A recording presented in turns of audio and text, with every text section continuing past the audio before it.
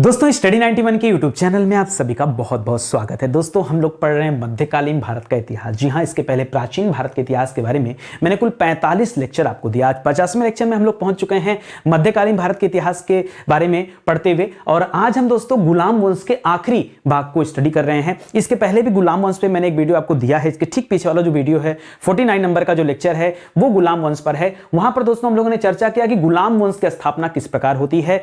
1206 ईस्वी में मोहम्मद गौरी की जब मृत्यु हो जाती है तब उसके गुलाम कुतुबुद्दीन ऐबक ने दिल्ली सल्तनत की स्थापना किया और दिल्ली सल्तनत के तख्त पर गुलाम वंश की आधारशिला रखी गई। ठीक है, उसमें 1206 से लेकर 1210 तक हम लोगों ने चर्चा किया कुतुबुद्दीन ऐबक के बारे में। उससे संबंधित जो जो प्रश्न आपके परीक्षा में पूछे जा सकते हैं उन सभी प्रश्नों पर चर्चाएं हुआ। उसके बाद दोस्तों 1210 ईस्वी से लेकर के 1226 ईस्वी तक दोस्तों याद रखेंगे ये इल्तुतमिश का शासन रहा। जी हां दोस्तों, ठीक है, 1236 तक, ठीक है, 26 नहीं 1236 तक दोस्तों इल्तुतमिश का शासन था। इल्तुतमिश के बारे में दोस्तों हम लोगों ने चर्चा किया। और 36 से लेकर 40 तक यानी 4 साल का जो पीरियड रहा वो रजिया सुल्तान का टाइम था, क्योंकि इल्तुतमिश ने अपना उत्तराधिकारी किसे बनाया था? रजिया सुल्तान को, जो कि भारत की या फिर मध्यकालीन भारत की प्रथम महिला शासिका थी, प्रथम मुस्लिम महिला शासिका आप कह सकते हैं, क्योंकि इसके पहले बहुत सारी भारतीय महिला शासिकाओं के बारे में हम लोगों ने पढ़ा है और वो चीजें हम लोगों ने देखा। आज के टॉपिक में दोस्तों ठीक उसके आगे की कहानी अब हम पढ़ने चल रहे हैं, जिसमें हम चर्चा करेंगे बहराम शाह के बारे में, नसीरुद्दीन महमूद के बारे में, बलबन के बारे में, और अंतिम में कैकुबाद और कैमूर्स के बारे में भी पढ़ा जाएगा। और इस तरह से हमारे गुलाम वंश का समाप्ति होगी। ठीक है, फिर आगे की क्लास जो 51 नंबर की क्लास होगी दोस्तों, वहां पे हम लोग खिलजी वंश की चर्चा करेंगे। ठीक है, आज हमारा जो क्वेश्चन दोस्तों 1471 से लेकर 1500 सवाल आज हम लोगों ने स्टडी कर लेंगे, अगर आज की क्लास आप देख लेते तो। चलिए देर किस बात की, फटाफट हम लोग आते हैं और एक एक चीजों को पढ़ते हैं। याद रखिएगा दोस्तों, ये ट्रेलर वीडियो मैं बार बार आपसे कहता हूं, ये सिर्फ और सिर्फ ट्रेलर आप सभी के लिए, सीक्वेंस से चीजों को मैं पढ़ा रहा हूं ताकि बार बार आप विषय को लेकर के कंफ्यूज ना हो, कोई टॉपिक आपसे छूट ना जाए, इसलिए सीक्वेंस से चीजों को हम पढ़ते हुए चल रहे हैं दोस्तों। इसी तरह से हमारा फाउंडेशन बैच है, अलग अलग विषय के लिए दोस्तों अलग अलग बैच हम लोगों ने बनाया है। कम पैसे में एकदम अफोर्डेबल प्राइस में दोस्तों ये बैच आपको दिया जा रहा है। हमारा हेल्पलाइन नंबर है, कॉल करके आप संपर्क कर सकते हैं। ठीक है, आइए सीधे आगे बढ़ते हैं और आज के सवालों को शुरू करते हैं। पहला सवाल ये आपकी स्क्रीन पर, ध्यान दीजिएगा दोस्तों, आज हमारा लेक्चर नंबर 50 है और क्वेश्चन नंबर 1471 से लेकर के 1500 तक के सवालों को हम हल करने चल रहे हैं। ठीक है, तो बढ़िया कलेक्शन हो गया हमारे पास 1500 सवाल का। ठीक है, आइए आगे बढ़ते हैं। लिख रहा रजिया सुल्तान के बाद दिल्ली सल्तनत के तख्त पर दोस्तों कौन बैठा है? तो देखिए नाम आपके सामने भी लिखा है बहराम शाह। तो याद रखिएगा दोस्तों, दिल्ली सल्तनत पर कौन बैठा है? बहराम शाह। वैसे बहराम शाह का पूरा नाम है मुइजुद्दीन, क्या नाम है दोस्तों? मुइजुद्दीन बहराम शाह। जी हां दोस्तों, याद रखेगा बहराम शाह। आपको तो पता होगा कि रजिया सुल्तान की हत्या कर दी गई थी, है कि नहीं? कब हत्या हुआ था दोस्तों? तो रजिया सुल्तान का जो टाइम था वो 1236 से लेकर के 1240 ईस्वी का जो समय था दोस्तों, ये किसका टाइम पीरियड था? ये रजिया सुल्तान का था। और उसके बाद दोस्तों इसका हत्या कर दिया गया। किसने किया दोस्तों? तो जो याद रखेगा, जो उस समय के अरब थे उन्होंने दोस्तों हत्या कर दिया। क्यों हत्या कर दिया? तो इसलिए हत्या कर दिया क्योंकि यह पर्दा प्रथा का पालन नहीं करती थी, एक महिला शासिका के रूप में लोग इसको जो है नहीं मान पा रहे थे, इस वजह से इसकी हत्या कर दिया गया। और अब आ गया कौन गद्दी पर? तो मुइजुद्दीन बहराम शाह गद्दी पर बैठ गया है। ऐसे याद रखेंगे, रजिया सुल्तान की मृत्यु के बाद 2-4 साल शासन अस्त व्यस्त रहा। याद रहेगा आपको, क्या मैंने कहा? रजिया सुल्तान की मृत्यु के पश्चात 2-4 साल शासन अस्त व्यस्त रहा। तो 2-4 साल मतलब 2 साल इसका और 4 साल किसी और का। ठीक है, तो याद रखेंगे दोस्तों 1240 से लेकर के 1242 ईस्वी का जो समय दोस्तों वो किसका टाइम पीरियड है? याद रखेगा मुइजुद्दीन बहराम शाह का टाइम पीरियड है। ठीक है, चलिए अगला सवाल देखिए। लिख रहा बहराम शाह के समय किस नए पद का सृजन किया गया और क्यों किया गया? दोनों आपके दिमाग में होना चाहिए कि इस नए पद का सृजन क्यों हुआ और उस नए पद का नाम क्या था। ठीक है, तो याद रखेगा दोस्तों उस नए पद का नाम है, जैसे हम लोग पढ़ते हैं ना, नायाब तहसीलदार। अक्सर करके आप लोग देखते होंगे कि भैया फलाने को जो है लोअर पीसेस के तहत नायाब तहसीलदार चुन लिया गया है। तो उसी तरह से याद रखेगा नायाब तहसीलदार से ही याद रखेगा एक पद है नायाब ए मामलिकात। क्या नाम है दोस्तों? नायाब ए मामलिकात। नायाब ए मामलिकात। ठीक है, नायाब ए मामलिकात नामक दोस्तों यह क्या है? यह एक नया पद है। क्या है दोस्तों? यह एक नया पद है जिसका सृजन किया गया। सृजन का तात्पर्य क्या दोस्तों? यानी इसके पहले, यानी अगर रजिया सुल्तान की बात करें, इल्तुतमिश की बात करें, कुतुबुद्दीन ऐबक की बात करें, तब इस नाम का कोई पद नहीं हुआ करता था, ये पद आया। ठीक है, और इस पद पर दोस्तों पहली बार किसे नियुक्त किया गया? तो पहली नियुक्ति जो हुई इस पद पर वो ऐतगीन की हुई। ठीक है, पहली नियुक्ति किसकी हुई दोस्तों? आपने ऐतगीन का नाम भी पढ़ा होगा। ठीक है, इतिहास में ऐतगीन का नाम सुना होगा। मैंने बताया था कि ऐतगीन हो गया, एल्दौज हो गया। ठीक है, एल्दौज तो मान लीजिए अलग हो गया। एल्दौज कुबाचा और वो बख्तियार खिलजी और कुतुबुद्दीन ऐबक, ये तो गौरी के गुलाम थे। ठीक है, ऐतगीन दोस्तों उस समय का तुर्क था। ठीक है, जिसका शासन में बड़ा हस्तक्षेप चलता था, तो याद रखिएगा। अच्छा, होता क्या दोस्तों? तो ऐतगीन की पहली नियुक्ति हो जाती है और उसके बाद धीरे धीरे ऐतगीन ने क्या किया?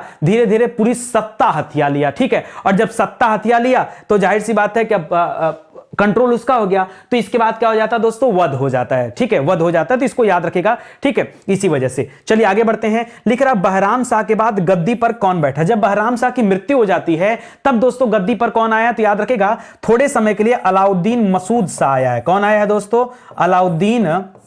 अलाउद्दीन मसूद शाह। ठीक है, ये अलाउद्दीन खिलजी जो आप पढ़ते हैं ना, वो अलग व्यक्ति है। ठीक है, अलाउद्दीन खिलजी दोस्तों खिलजी वंश का है। ठीक है, वो जात का तुर्क है, लेकिन ये सब अलग है। तो अलाउद्दीन मसूद शाह दोस्तों गद्दी पर बैठा है। मैंने आपसे क्या कहा था? रजिया सुल्तान की मृत्यु के बाद 2-4 साल शासन अस्त व्यस्त रहा। तो 2 साल किसका? बहराम शाह का, वो देख लिया आपने, और फिर 4 साल किसका? अलाउद्दीन मसूद शाह का। यानी देखिए 42 में मुइजुद्दीन बहराम शाह का अंत होगा, तो 42 से लेकर के इसमें 4 साल जोड़ेंगे तो 42 4 कितना हो जाएगा? 46 हो जाएगा। यहीं से आपको याद रखना है कि 2-4 साल शासन अस्त व्यस्त रहा। उसके बाद दोस्तों एक लंबा अधिकार आ जाएगा, वो अगले शासक का होगा। तो इसको आप जरूर याद रखिएगा। कुछ क्वेश्चन और भी बनते हैं। लिख रहा अलाउद्दीन मसूद शाह के समय आमिर हाजिब किसे चुना गया? क्या नाम है दोस्तों? लिख रहा आमिर हाजिब पद पर दोस्तों किसे नियुक्त किया गया? तो याद रखिएगा एक जो अगला शासक आने वाला दोस्तों बलबन। ठीक है, तो उसके बारे में देख लीजिए। बलबन को दोस्तों अलाउद्दीन मसूद शाह के समय में क्या चुना गया था? आमिर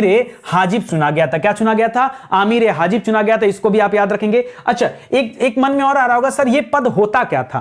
ये पद किस चीज के लिए होता था? जिस तरह से अगर हम यहां नायाब मामलिकात की बात करें तो यह पद एक ऐसा पद था जिसमें एक तरह से कह सकते हैं पूरी सेना का पावर, जैसे सेनापति होता था, कमांडर होता था, उस तरह से दोस्तों यहां मिल जाता था। तभी तो सत्ता हथियाने में मजा आ गया ऐतगीन को। ठीक है, यहां जो अमीर हाजिब है ये शिष्टाचार का प्रमुख कहा जाता है, या दरबारी शिष्टाचार का प्रमुख इसे कहा जाता है। क्या कहा जाता है? दरबारी शिष्टाचार का प्रमुख।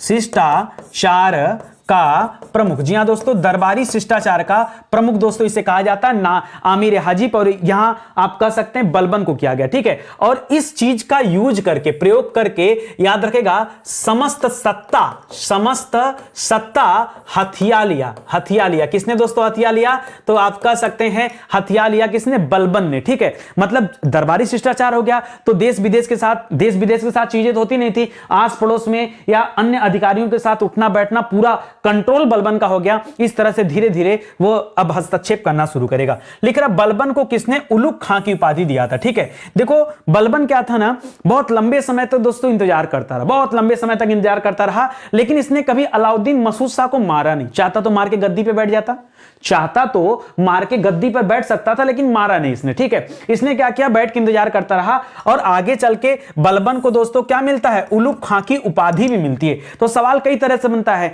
कि बलबन को उलुग खां की उपाधि किसने दिया है? तो भाई जिसके यहां बलबन रहता था उसने दिया है। बलबन रहता किसके यहां था? तो अलाउद्दीन मसूद शाह के यहां रहता था, यह उपाधि उसको उसी से मिली थी। अच्छा, क्यों मिला था? यह ससुर था, याद रखेगा ना। अलाउद्दीन सॉरी, एक सेकेंड, ये अलाउद्दीन मसूद शाह के बाद ना एक कम पीरियड के लिए दोस्तों शासन आएगा नासिरुद्दीन महमूद का।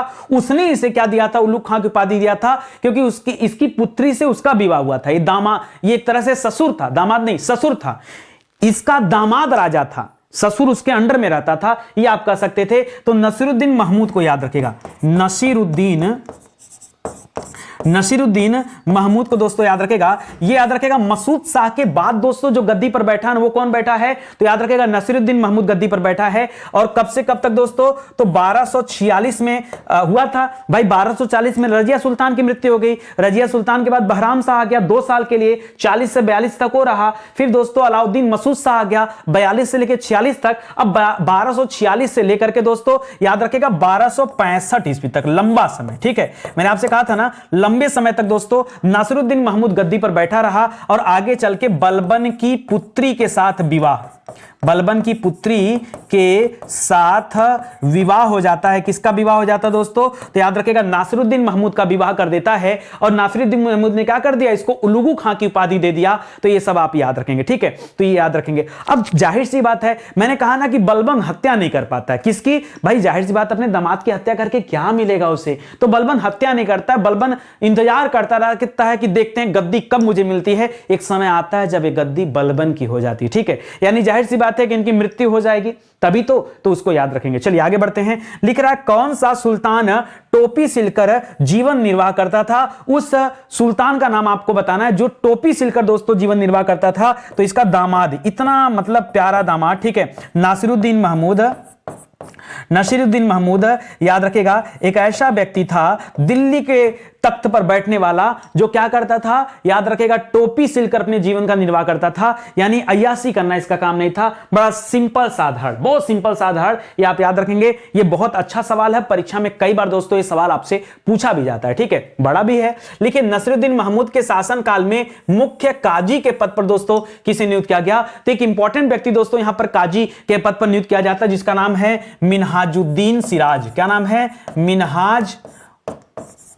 मिन्हाजुद्दीन, ऐसे कर सकते हैं, मिन्हाजुद्दीन सिराज, ठीक है, सिराज, ठीक है? तो इसको याद रखेंगे दोस्तों। ये क्या बनाए गए? ये काजी के पद पर नियुक्त किए गए थे, ठीक है? इसको याद रखेगा। और उलुग खां की उपाधि दोस्तों किसे दिया गया था? तो याद रखेगा ये बलबन को मिला था। ये दोनों सवाल आपके एग्जाम में बार बार पूछे जाते हैं। अगला सवाल देखिए, लिख रहा दिल्ली सल्तनत का प्रथम सुल्तान जिसने राजत्व की धारणा का स्पष्ट विवेचन करके सुल्तान के पद को क्या कर दिया? सर्वोच्च किया। भाई उस सुल्तान का नाम क्या था? ये पहला ऐसा सुल्तान था। तो याद रखिएगा, अब समय आ गया है गयासुद्दीन बलबन का। किसका समय आ गया है? गयासुद्दीन बलबन। देखिए बलबन इसका नाम था, गयासुद्दीन एक तरह जैसे आप अकबर पढ़ देंगे ना तो आप पढ़ेंगे जलालुद्दीन मोहम्मद अकबर, वो पूरा नाम है, ठीक है? उसी तरह से बलबन का पूरा नाम क्या था?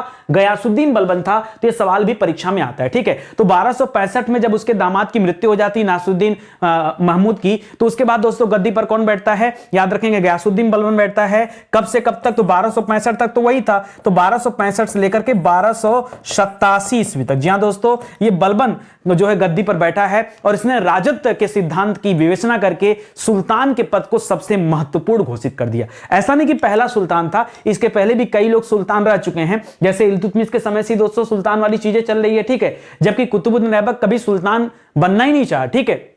कभी बनना ही नहीं चाहा, वो हमेशा सिपा सालार बन के अपना जीवन काट दिया। लेकिन उसके बाद के जो राजा हुए उन्होंने सुल्तान की पदवी धारण किया, सुल्तान की उपाधि धारण किया, ठीक है? चलिए आगे बढ़ते हैं। लिख रहा बलबन ने स्वयं को क्या बताया, ठीक है? बलबन ने दोस्तों स्वयं को क्या कहा? तो सुल्तान तो है ही है, इसके अलावा दोस्तों इसने खुद को बताया नियाबत खुदाई। क्या कहा दोस्तों? याद रखेंगे क्या कहा? बहुत इंपॉर्टेंट सवाल है। तो इसने खुद को कहा नियाबत ए खुदाई, ठीक है? अब आप कहेंगे सर ये नियाबत खुदाई का अर्थ क्या है? इसका कुछ अर्थ मुझे नहीं समझ में आ रहा है। तो इसका अर्थ है दोस्तों पृथ्वी पर ईश्वर का प्रतिनिधि। क्या है? पृथ्वी पर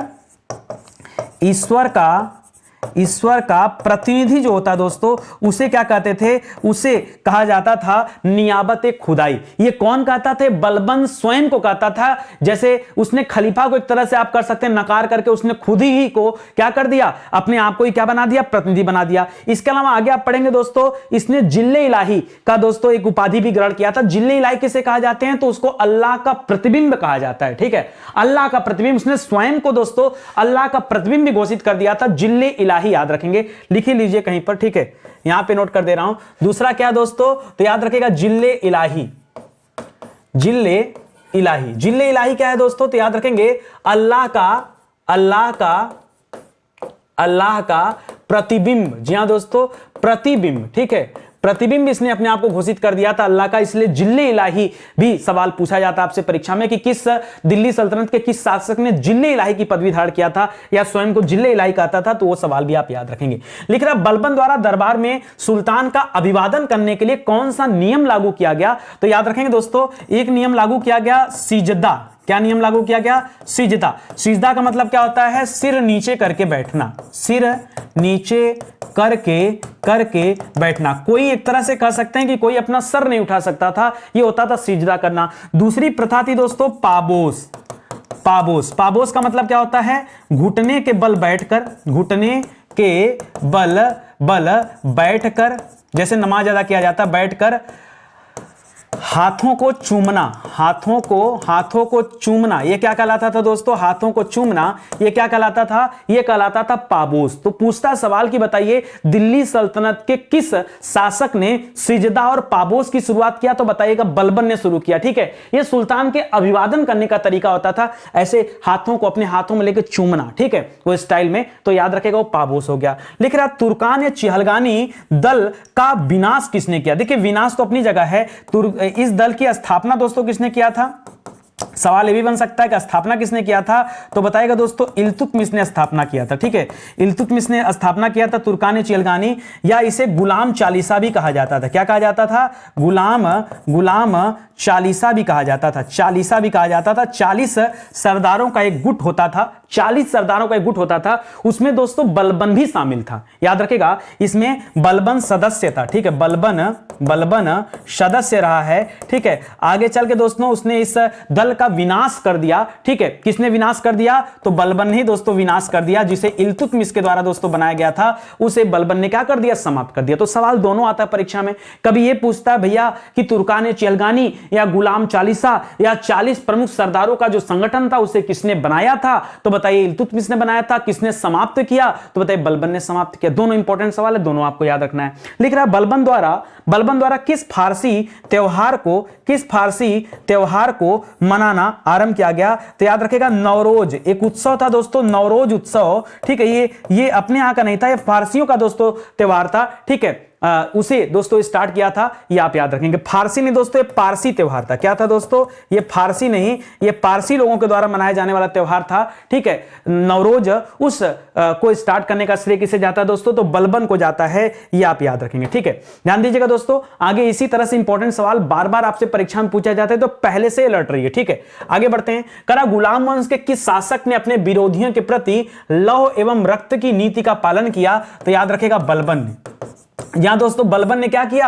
अपने विरोधियों के प्रति लौह एवं रक्त की नीति का दोस्तों पालन किया। शुरुआत दोस्तों इसी ने किया था, तो इसे भी आप याद रखेंगे। सवाल ये आता है कि लौह और रक्त की नीति दोस्तों किसने शुरू किया था? ठीक है, तो याद रखेगा बलबन ने। तू डाल डाल मैं पात पात। ठीक है, एक भी विरोधी बच ना पाए, याद रखेंगे। एक्चुअली इतना बूढ़ा होकर के दोस्तों ये राजपाट संभालना शुरू किया था कि इसको ये किसी तरह का रिस्क नहीं लेना चाहता था। ये कुल मिला जुला के मामला है। लिख रहा बलबन द्वारा चलाया गया सिक्का मासा, ये किस धातु का दोस्तों बना था? याद रखेगा ये चांदी का बना था, ये चांदी का बना हुआ सिक्का है। याद रखेगा इसने क्या दोस्तों, यहां पर इसके नाम को ना लग के दोस्तों हम कैकुवाद कर सकते हैं। ठीक है, कैकुवाद के समय, खास करके दोस्तों कैकुवाद के समय दोस्तों ये सिक्का मासा प्रचलन में था। ठीक है, वो चांदी का बना हुआ सिक्का होता था, वो याद रखेंगे। बाकी आपने जीतल पढ़ा होगा, टंका और जीतल। ठीक है, तो सारी चीजें पढ़ा तो अलग हो गया। ठीक है, लिख रहा फारसी के प्रसिद्ध कवि आमिर खुसरो। जी हां दोस्तों, आमिर खुसरो और आमिर हसन, ये दोनों मोस्ट इंपॉर्टेंट है, याद रखेगा। ये दोनों लोग दोस्तों किसके दरबार में रहते थे? तो बलबन के दरबार में दोस्तों रहते थे, याद रखेंगे। ठीक है, आमिर खुसरो को कहा जाता है इन्होंने 8 सुल्तानों का काल देखा है। किसका दोस्तों? 8 सुल्तानों का काल दोस्तों इन्होंने देखा है। तो यहां से लेकर के दोस्तों अलाउद्दीन खिलजी तक का दोस्तों समय जो बिताया है, किसने बिताया है? आमिर खुसरो ने, ये भी याद रखेगा। बाकी आमिर हसन भी याद रखेगा, ये इनके दरबार में लोग रहा करते थे, याद रखेंगे। स्टडी 91 के प्लेटफॉर्म से दोस्तों कई विषय की किताबें भी लॉन्च हुई हैं। अभी तक दोस्तों हम लोग केवल यूट्यूब पे काम कर रहे थे और पेड क्लास पे काम कर रहे थे। धीरे धीरे दोस्तों हमारी किताबें भी आ चुकी हैं। सैंपल के तौर पर बता रहा हूं, आप जाके हमारी वेबसाइट पर, एप्लीकेशन पर चेक कर सकते हैं। ये किताबें और भी मात्रा में आ चुकी हैं, तो वहां से जाके आप इन्हें परचेज कर सकते हैं। कोई जानकारी चाहिए दोस्तों तो हमारा हेल्पलाइन नंबर है, कॉल करके आप संपर्क कर सकते हैं। ठीक है, चलिए आगे आ जाइए, सवालों को आगे पढ़ते हैं। लिख रहा बलबन द्वारा किस शक्तिशाली गुप्तचर विभाग का दोस्तों गठन किया गया? देखिए एक शक्तिशाली जो गुलाम चालीसा था तुर्कान चिहलगानी, उसका तो अंत किया गया। अब जाहिर सी बात, उसका अंत करने के बाद एक गुप्तचर विभाग की आवश्यकता थी, जो इसके समय बनाया गया। उसका नाम था बारीद ए मुमालिक। क्या नाम था दोस्तों? बारीद ए मुमालिक जी, याद रखेंगे। इसी तरह पीछे हमने पढ़ा था नायाब ए मुमालिक। ठीक है, नायाब ए मुमालिक अलग था। बलबन पहली बार दोस्तों नायाब ए मुमालिक के पद पर ही तो था, बलबन नहीं, उसका नाम क्या नाम है? हाँ ठीक है, इसको याद रखेंगे। तो यहां पर दोस्तों आप याद रखेगा वहां अलाउद्दीन मसूद शाह, बहराम शाह था, ठीक है, वहां बहराम शाह था। एक बार चेक कर लीजिए, कुछ स्किप कर रहा है दिमाग से मेरे, मैंने कुछ गलत तो नहीं लिख दिया, वैसे गलत तो नहीं होना चाहिए। जो मुझे याद आ रहा दोस्तों, नायब मामलिका, तो वहां शायद मैंने ऐतगीन के बारे में आपको बताया था, एक बार रीचेक कर लेते हैं। बहराम शाह के समय में ही दोस्तों इसका सृजन किया गया था। ऐतगीन जो था दोस्तों उसको अपॉइंट किया गया था। एक बार देख लें कहीं कुछ गलत ना लिखा हो, ऐतगीन ही होगा। कहां गया सवाल, ओफो,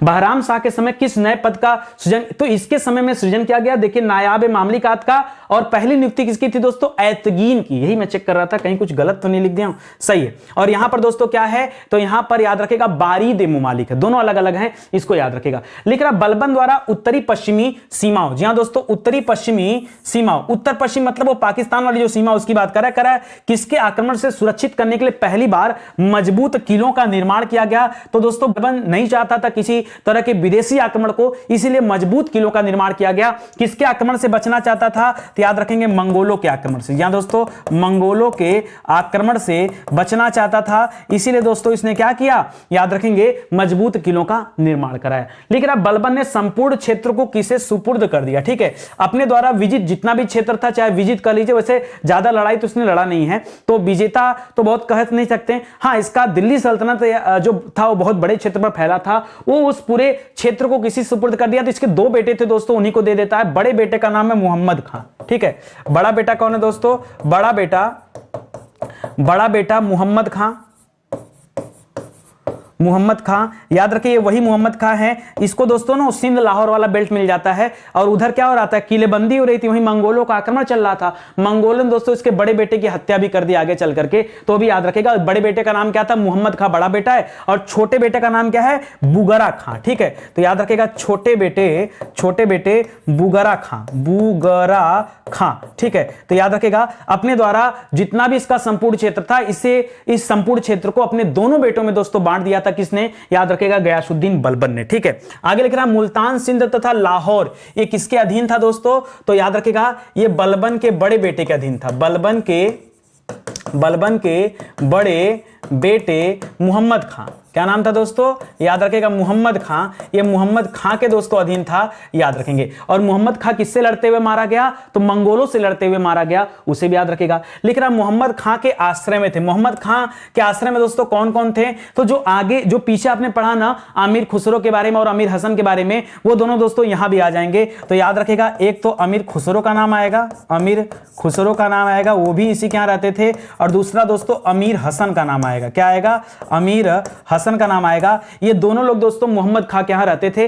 देखिए अभी मैंने जो पीछे बताया ना, ये पहले मोहम्मद खां के यहां ही रहते थे। जब मोहम्मद खां की मृत्यु हो जाती है, तब ये दोनों लोग कहां चले जाते हैं, इनके पिताजी के यहां बलबन के यहां चले जाते हैं, इसकी मृत्यु के पश्चात, ठीक है। तो मोहम्मद खां की मृत्यु के पश्चात याद रखेंगे, पश्चात क्या होता है, ये लोग कहां चले जाते हैं, ये लोग आ जाते हैं किसके पास दोस्तों, ये लोग आ जाते हैं बलबन के पास। कहां चले जाते हैं, ये लोग आ जाते हैं बलबन के पास। तो ये वाला पॉइंट भी आप याद रखेंगे। लिख रहा बलबन का उत्तराधिकारी कौन था। वैसे तो बलबन ने अपने संपूर्ण क्षेत्रों को अपने दोनों बेटों में बांट दिया। अब देखिए कहानी जो होती है ना, वो यहीं से बच्चे परेशान होते हैं। अब बच्चों को लगता है कि दो ही उत्तर हो सकता है, या तो इसका उत्तराधिकारी मोहम्मद का होगा, और या तो इसका जो छोटा बेटा है दोस्तों, ठीक है, या तो उसका छोटा बेटा उत्तराधिकारी बन सकता है। यही लोगों के दिमाग में आता है। बट याद रखेगा, अच्छा छोटा बेटा कौन है, बुगरा खां छोटा बेटा है। तो या तो मोहम्मद खां आएगा या तो बुगरा खां आएगा, लेकिन ऐसा था नहीं, याद रखेंगे। इसके बाद दोस्तों कौन आ जाता, तो उत्तराधिकारी ने बलबन का जो उत्तराधिकारी था वो कै खुसरो था। अब देखिए यहां भी दो बातें होती हैं, सुनिएगा ध्यान से।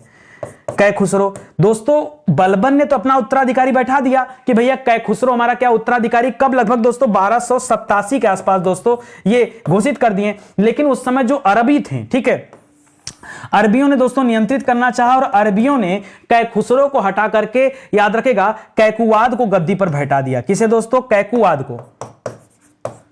कैकुवाद को दोस्तों गद्दी पर बिठा दिया। किसने? तो जो उस समय विद्रोह करना चाहते थे, जो वहां के अमीर थे दोस्तों, उन अमीरों की बात करें, ठीक है, वहां के अमीरों के द्वारा, याद रखेंगे, किसे गद्दी पर बिठा दिया गया? कैकुबाद को गद्दी पर बैठा दिया गया। तो कैखुसरो हटा, कैकुबाद आ गया, और कैकुबाद के ठीक बाद कौन आ जाएगा? कैमूर्स आएगा। कौन आएगा दोस्तों? कैमूर्स। वही उसी को दोस्तों आखिरी शासक के रूप में जाना जाता है। लिख रहा गुलाम वंश का अंतिम शासक कौन था? तो याद रखेंगे दोस्तों, देखिए अगर मैं यहां सीक्वेंस बना दूं तो याद रखेगा, पहले कैखुसरो था, ठीक है, कैखुसरो था, फिर कैखुसरो गद्दी बैठते ही दोस्तों कैकु उसको हटा करके अमीरों ने कैकुबाद को दोस्तों गद्दी पर बिठा दिया, ठीक है, और कैकुबाद के बाद कौन आ जाता है? कैमूर्स आ जाता है। कौन आ जाता है दोस्तों?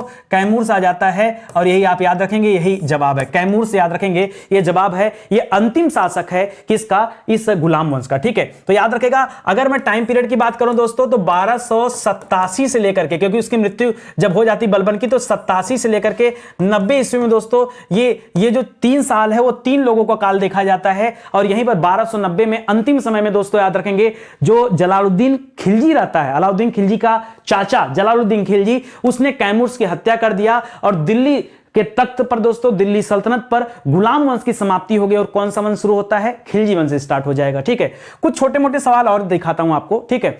लिख रहा गुलाम वंश के दौरान माप तौल की दोस्तों सबसे छोटी इकाई क्या होती थी? आपको बताना है सबसे छोटी इकाई क्या होती थी दोस्तों। तब उसे रत्ती कहते थे। क्या कहते थे? रत्ती। आज भी दोस्तों कई बार सुना जाता है कितने रत्ती का है सोना, ठीक है, या कितना रत्ती है। रत्ती आज भी होता है, सबसे छोटी इकाई होती थी वो दोस्तों यहां से आया। गुलाम वंश के दौरान दोस्तों रत्ती चलता था। लिख रहा इक्ता व्यवस्था को किसने सुदृढ़ किया? दोस्तों सुदृढ़ करने की बात कर रहा है, तो याद रखेगा इक्ता व्यवस्था को सुदृढ़ किया था इल्तुतमिश ने, ठीक है। जब इल्तुतमिश दोस्तों गद्दी पर आता है, उस समय इल्तुतमिश दोस्तों बदायूं का इक्तदार रहता है, ठीक है। यानी इक्ता व्यवस्था पहले से चली आ रही थी, बस उसको सुदृढ़ करने की जरूरत थी। और इक्ता व्यवस्था में होता क्या था? तो याद रखेगा, जो भी इक्तदार होता था वह राजा को, जिसके अधीन वो इक्तदार होता था, वो उस राजा को एक निश्चित संख्या में दोस्तों सेना देने का वचन देता था। राजा को जब जरूरत पड़ती थी तो इक्तदार क्या करते थे? सेना की व्यवस्था करते थे, ये आप याद रखेंगे। और उसके बदले में ये कर का संग्रह करते रहते थे, ठीक है, उसी से इनका खर्चा वर्चा चलता था, ठीक है। तो ये था दोस्तों एक तरह से इक्ता व्यवस्था, इसे याद रखेंगे। करा इक्ता को प्राप्त करने वाले क्या कहलाते थे? जिन व्यक्तियों को इक्ता मिलता था उसे क्या कहते थे? अब कई बार पढ़ेंगे दोस्तों, उसे तो इक्तदार कहते थे, नहीं, इक्तदार अलग हो जाएगा, याद रखेंगे, ध्यान से पढ़िए। उनको मुक्ति कहा जाता था या उनको वली कहा जाता था। जी हां दोस्तों, मुक्ति कहा जाता था, वली कहा जाता था, ठीक है। और इनका काम क्या था? तो याद रखेंगे, एक निश्चित संख्या में, एक निश्चित संख्या में सेना या सैनिक देना। राजा को दोस्तों क्या करते थे? एक निश्चित संख्या में क्या करते थे? सैनिक देना इनकी जिम्मेदारी होती थी, आप याद रखेंगे। लिख रहा बलबन द्वारा इक्तदारों की आय का आकलन करने के लिए किसे नियुक्त किया गया? तो बलबन को लगा दोस्तों कि ये यहां पर आयों का आकलन होना चाहिए, जो इक्तदारों के द्वारा दोस्तों जो इनकम हो रही है वो देना चाहिए। क्योंकि होता क्या था, इक्तदार करते क्या थे? मैंने कहा ना, इक्तदार राजा को एक निश्चित संख्या में सैनिक देते थे, उसके एवज में उस क्षेत्र से, जैसे मान लीजिए इल्तुतमिश बदायूं का इक्तदार था, तो उसका काम था कि कुतुबुद्दीन ऐबक को सेना देना, सैनिक देना। जब जरूरत पड़ेगी कुतुबुद्दीन ऐबक को तो उसको सेना देना पड़ेगा। और इल्तुतमिश क्या करता था? बदायूं से या बदायूं की जो जनता रहती थी उनसे लगान के फलस्वरूप भू राजस्व वसूलता था। तो बलबन को लगा कि कहीं ऐसा ना हो कि इक्तदारों की आय खूब हो रही हो और सैनिकों में कम पैसा बांट रहे हो, तो इसकी आय का आकलन करवाया, इक्तदारों की आय का आकलन करवाया। और उसके लिए एक अधिकारी को अपॉइंट किया दोस्तों, याद रखेगा, ख्वाजा नामक अधिकारी, ख्वाजा नामक अधिकारी की नियुक्ति की गई दोस्तों। तो ये आप याद रखेंगे, ख्वाजा, ये शब्द पहली बार देखने को यहां पर मिलता है। लिख रहा सल्तनत काल में प्रांतों को क्या कहा जाता है? आपने पढ़ा होगा दोस्तों, अशोक का समय और राजाओं का समय पढ़ा होगा, तो उस समय प्रांत हुआ करते थे, ठीक है। तो पूरा का पूरा महाजनपद काल कई छोटे छोटे प्रांतों में विभाजित था। सल्तनत काल के दौरान दोस्तों प्रांतों के नाम बदल गए थे। अब प्रांतों को क्या कहा जाता था? या तो विलायत कहा जाता था, क्या कहा जाता था? विलायत कहा जाता था, या प्रांतों को दोस्तों सूबा कहा जाता था, ठीक है। चाहे विलायत कहा जाता था, चाहे सूबा कहा जाता था। और एक चीज और बता दूं, अगर मैं इल्तुतमिश की बात करूं तो इल्तुतमिश के समय में दोस्तों कितने सूबे थे? तो याद रखेगा 22 सूबे थे। कितने सूबे थे दोस्तों? 22 विलायत या 22 सूबे होते थे। और इसके जो अध्यक्ष होते थे वो क्या कहलाते थे? क्योंकि सूबा था इसलिए सूबेदार कहलाते थे। अब समझ में आया सूबेदार आया कहां से? तो प्रांतों के एक तरह से अधिकारी होते थे, उन्हीं को सूबेदार कहा जाता था। लिख रहा प्रांतों के मुख्य अधिकारी अधिकारी को क्या कहा जाता था? तो इनके कई सारे नाम थे छोटे छोटे, जैसे दोस्तों क्योंकि वहां पर मुक्ति थी तो मुक्ति की वजह से इनको मुक्ता भी कहा जाता था, या इनको वली सुल्तान भी कहा जाता था, वली सुल्तान, जी हां दोस्तों, वली सुल्तान या सुल्तान वली भी कहा जाता था, या इनको दोस्तों क्योंकि वहां पर विलायत और सूबा कहा जाता था इसलिए दोस्तों इन्हें सूबेदार भी कहा जाता था। ठीक है, तो याद रखेगा इनके जो मुख्य अधिकारी होते थे उनको कई नामों से दोस्तों जाना गया है, याद रखेंगे। अच्छा, काम क्या क्या था? तो एक तो दोस्तों प्रबंध करेंगे किसका? सेना का प्रबंध करेंगे, पूरा नियंत्रण रखेंगे। दूसरा और क्या करेंगे? भू राजस्व वसूलने का काम करेंगे और प्रांतों में शांति व्यवस्था कायम रखने की कोशिश करेंगे। यह सब काम इन्हीं का होता था। लिख रहा सल्तनत काल में जिलों को कहा जाता था। ठीक है, अब आपको पता दोस्तों, अगर मैं यहां पे बात करें तो याद रखेगा या तो सूबा कहा जाता था या तो विलायत कहा जाता था, सूबा या विलायत। और सूबा या विलायत के अंतर्गत जो जिले आते थे उस समय देखिए प्रांतों के अंतर्गत जिले आते थे, लेकिन जहां प्रांतों का नाम अलग गया वहां जिलों का नाम भी अलग हो गया। तो जिलों को दोस्तों उसमें सिख कहा जाता था। क्या कहा जाता था? सिख। ठीक है, और इसका जो अध्यक्ष होता था, ठीक है, या जो प्रमुख होता था वो क्या कहलाता था? वो सिकदार कहलाता था। क्या कहलाता था? सिख से ही बना दोस्तों सिकदार। ठीक है, तो याद रखेगा उसका अध्यक्ष होता था सिकदार कहलाता था। ठीक है, और इसको स्टार्ट किसने किया था दोस्तों? इस व्यवस्था को किसने शुरू किया था? तो बलबन द्वारा शुरू किया गया था। यह व्यवस्था, सिकदार वाली व्यवस्था किसके समय में शुरू किया गया? बलबन के द्वारा शुरू किया गया। लिख रहा सिख के नीचे दोस्तों कौन सी इकाई कार्य करती थी? अब बताइए, सिख के नीचे मतलब सिख जैसे प्रांत के नीचे जिला आ गया, ठीक है, जिले के नीचे ग्राम आ गया। उसी तरह से दोस्तों एक तरह से गांव को क्या कहा जाता था? तो गांव शब्द नहीं था, इसे परगना शब्द कहा जाता था। आज भी दोस्तों आप अपना कास्ट सर्टिफिकेट लेंगे ना, जब आप सेंट्रल वाला कास्ट सर्टिफिकेट जब बनवाएंगे, जाति प्रमाण पत्र, तो वहां दोस्तों आपको परगना मिलेगा देखने को कि आप किस परगने के अंतर्गत आते हैं। भाई गांव तो छोड़ दो, वो परगना लिखा हुआ मिलेगा। वो परगना वाला कॉन्सेप्ट याद रखेंगे, वो यहीं से आता है। तो याद रखेंगे यहां पर परगना भी देखने को मिलता है। ठीक है, अच्छा एक चीज, दूसरी चीज दोस्तों, परगना का जो अध्यक्ष होता था वो क्या कहलाता था? ये भी दिमाग में आ गया होगा आप लोगों को। तो परगना का जो अध्यक्ष होता था उसे भैया चौधरी कहते थे। अरे सर, जैसे आज गांव का प्रधान होता है, ठीक है, हम गांव के प्रधान को कहीं कहीं पाटिल भी कहते हैं। ठीक है, पाटिल, महाराष्ट्र वाले बेल्ट में मराठों का जहां क्षेत्र वहां पाटिल कहा जाता है, वैसे इसी तरह यहां अध्यक्ष को चौधरी कहा जाता था। तो ये भी आप याद रखेंगे, बढ़िया सवाल है। ठीक है, याद रखेंगे। कैसा लगा पढ़ करके ये बता दीजिए। ठीक है, तो पूरे के पूरे 30 सवाल कब समाप्त हो जाते हैं सच बताएं, पता नहीं चलता है। ये हैंड रिटन नोट्स है दोस्तों, जो हमारे वेबसाइट और एप्लीकेशन पर अवेलेबल हैं। आप चाहें तो इन्हें भी परचेज कर सकते हैं। बाकी किताबें भी आ चुकी हैं, तो किताबों के माध्यम से भी तैयारी कर सकते हैं। देखिए यह एक ट्रेलर वीडियो था। आप आइए, आप हमारे फाउंडेशन कोर्स को ज्वाइन करिए, वहां और ज्यादा विस्तार से चर्चा होगा। यहाँ तो दोस्तों 3-4 राजाओं को मिलाकर जो इंपॉर्टेंट चीजें वो सब आपको दे दिया गया। 2 वीडियो में पूरा गुलाम वंश समाप्त हो गया। वहां पर ऐसा नहीं होगा, वहां पर और ज्यादा चर्चा पर चर्चा होगा और चीजें सीखने समझने को मिलेंगी। तो इसे आप याद रखेंगे। ठीक है, अगली क्लास में दोस्तों हम लोग पढ़ेंगे खिलजी वंश के बारे में, और वहां जलालुद्दीन खिलजी और अलाउद्दीन खिलजी से संबंधित बहुत सारे तथ्यों पर हम लोग सवाल जवाब किया जाएगा। आपको और भी ज्यादा मजा आएगा। देखिए एक निवेदन आप सभी से, एक बार वीडियो को सब्सक्राइब कर लीजिए, चैनल को सब्सक्राइब कर लीजिए। देखिए तभी नोटिफिकेशन जाएगा और आपको पता चल पाएगा। ठीक है, एक चीज। दूसरी चीज, सीक्वेंस यार क्लास देखिए, मैं बार बार आपसे कहता हूं, पीछे के वीडियोस को नहीं देखा तो जाके देखे। जब आप एक चैप्टर वाइज चैप्टर देखेंगे ना, तो आपका कॉन्सेप्ट क्लियर होगा और अच्छे से आपको चीजें समझ में आएगी कि कहां किसके बाद क्या क्या हमें पढ़ना है। ठीक है, तो आज की क्लास यही समाप्त होती है। मिलते हैं दोस्तों अगले लेक्चर में, तब तक के लिए बहुत बहुत धन्यवाद आपका। जय हिंद, जय Bharat. Thank you so much.